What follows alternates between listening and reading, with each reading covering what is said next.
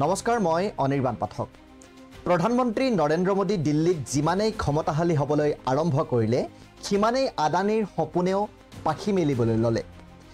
দেশে দেশে বিস্তাৰ হ'ল আদানীৰ সাম্ৰাজ্য।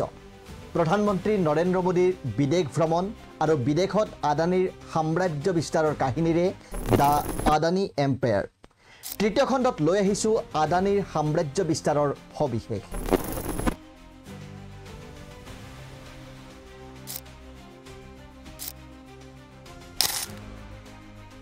প্ৰধানমন্ত্ৰী হোৱাৰ পাছত 2015 চনত নৰেন্দ্ৰ মোদী ওলাল কানাডা আৰু ফ্ৰান্স ভ্ৰমণলৈ।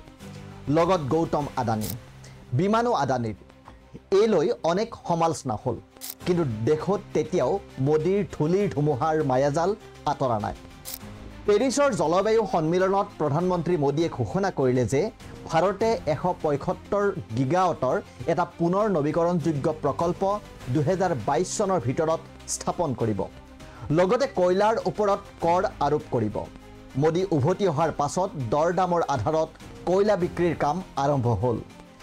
দেশৰ পূৰ্বৰ কয়লা সচিব অনিল স্বৰূপে তেওঁৰ গ্ৰন্থত লিখা অনুসৰি 2015 চনত চৰকাৰত অগ্ৰাধিকাৰ থকা ব্যৱসায়িক কোল ইণ্ডিয়াৰ কয়লা সস্তা দামত বিক্ৰী কৰিবলৈ তেওঁৰ ওপৰত হেঁচা প্ৰয়োগ কৰা হৈছিল।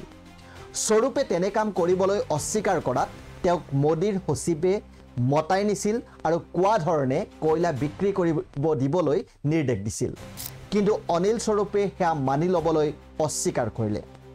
নিজৰ স্থিতিত অটল থাকিল অনিল স্বৰূপ, যাৰ বাবে কয়লাৰ দায়িত্বৰ পৰা তেওঁক শিক্ষা বিভাগলৈ বদলি কৰা হয়।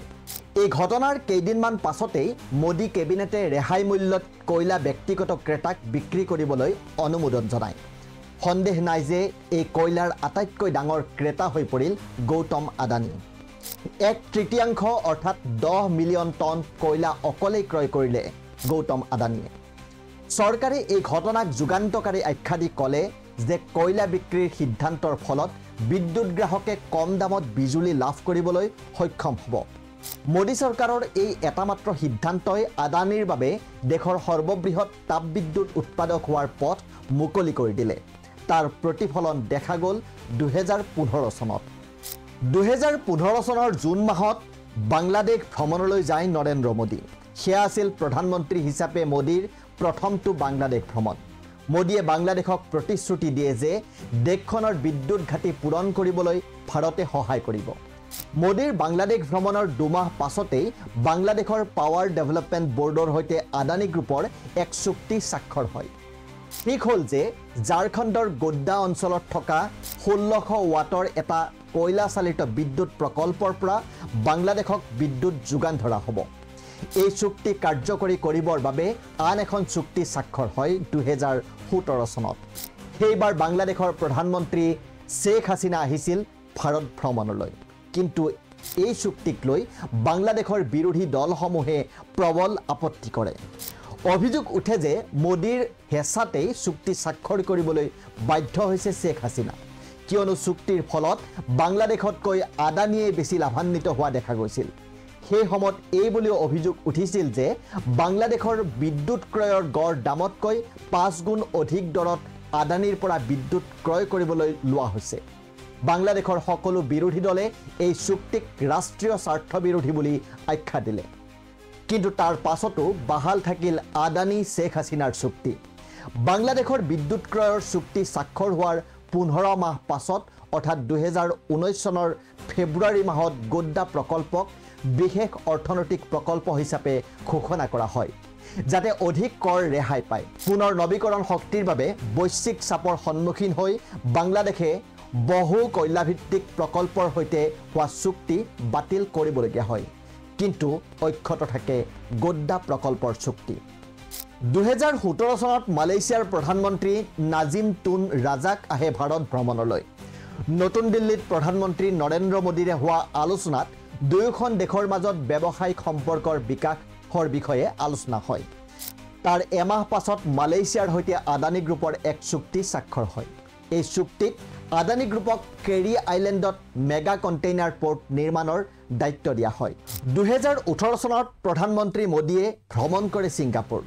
ছিংগাপুৰৰ প্ৰধানমন্ত্ৰী লি হিচিন লুঙৰ লগত হোৱা মোদীৰ বৈঠকৰ এমাহ পাছত দেশখনৰ চৰকাৰী বিনিয়োগ প্ৰতিষ্ঠান টেমাছেকে আদানী পোৰ্টত 1000 কোটি টকা বিনিয়োগ কৰে 2020 চনত শ্ৰীলংকাৰ প্ৰধানমন্ত্ৰী মহিন্দ্ৰা ৰাজাপাকছে আহিছিল ভাৰত ভ্ৰমণলৈ প্ৰধানমন্ত্ৰী নৰেন্দ্ৰ মোদীৰে হোৱা বৈঠকত দুয়োখন দেশৰ অৰ্থনৈতিক সম্পৰ্কৰ বিষয়ে আলোচনা হ'ল বৈঠকৰ মাহচেৰেক পাছত শ্ৰীলংকাই কলম্বো বন্দৰত ইষ্ট কণ্টেইনাৰ টাৰ্মিনেল স্থাপনৰ বাবে সন্মত হয় চুক্তি অনুযায়ী এই বন্দৰৰ 51% মালিকানা থাকিব শ্ৰীলংকান স্পৰ্টছ অথৰিটিৰ হৈতে আৰু আন 49% মালিকানা হ'ব আদানী গ্ৰুপৰ চাৰিওফালে আদানীক মালিকীস্বত্ব দিয়াৰ বিৰোধিতা হয় শ্ৰীলংকাত বন্দৰ কৰ্মীসকলে ধৰ্মঘটৰ আহ্বান দিয়ে অৱশেষত 2021 চনত শ্ৰীলংকাত সৃষ্টি হোৱা অস্থিৰতাৰ মাজত এই চুক্তি বাতিল হয়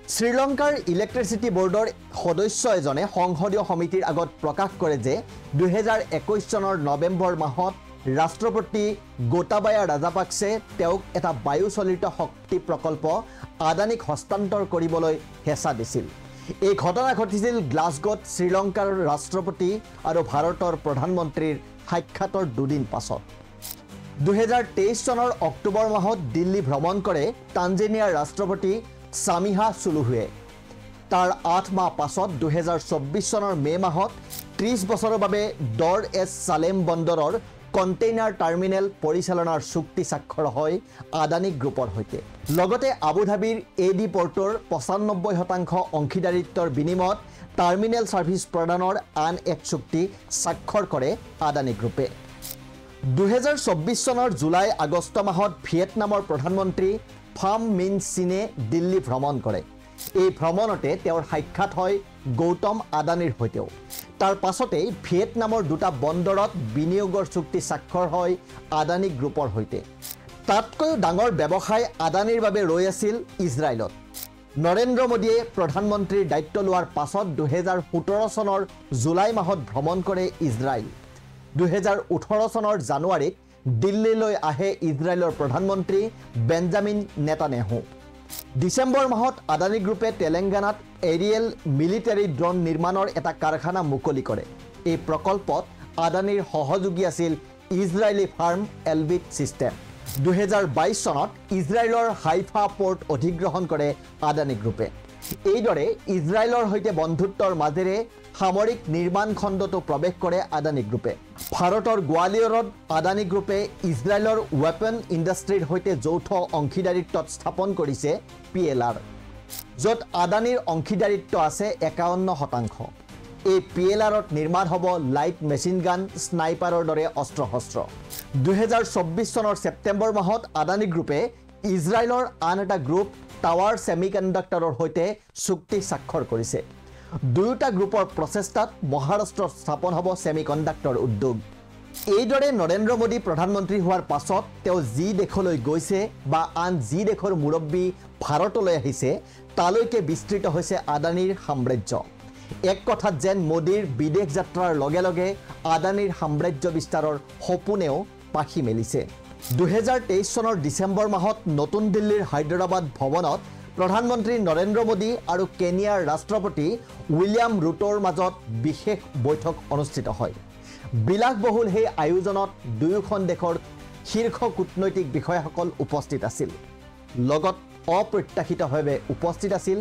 গৌতম আদানী কেনিয়াৰ ৰাষ্ট্ৰপতি আৰু ভাৰতৰ প্ৰধানমন্ত্ৰী মোদীৰ মাজত হোৱা সেই বৈঠকত ভাৰতৰ বিমানবন্দৰ আধুনিকীকৰণৰ বিষয়েও আলোচনা হ'ল তাৰ 3 মাহৰ পাছতেই আদানী গ্ৰুপে দেশখনৰ নাইৰোবি বিমানবন্দৰ বিকাশৰ বাবে এটা প্ৰস্তাৱ কেনিয়া চৰকাৰৰ ওচৰত জমা দিয়ে তাৰ পাছত কেনিয়া চৰকাৰে নেশ্যনেল এভিয়েশ্যন পলিচিত হাল সলনি ঘটাই বিমানবন্দৰ বিনিয়োগৰ সুযোগ উলিয়াই দিয়ে কিন্তু এই বিষয়টো গৈ পালেগৈ আদালতৰ মজিয়া আদালতে সমগ্ৰ প্ৰকল্পটোৰ ক্ষেত্ৰত স্থগিতাদেশ জাৰি কৰিছে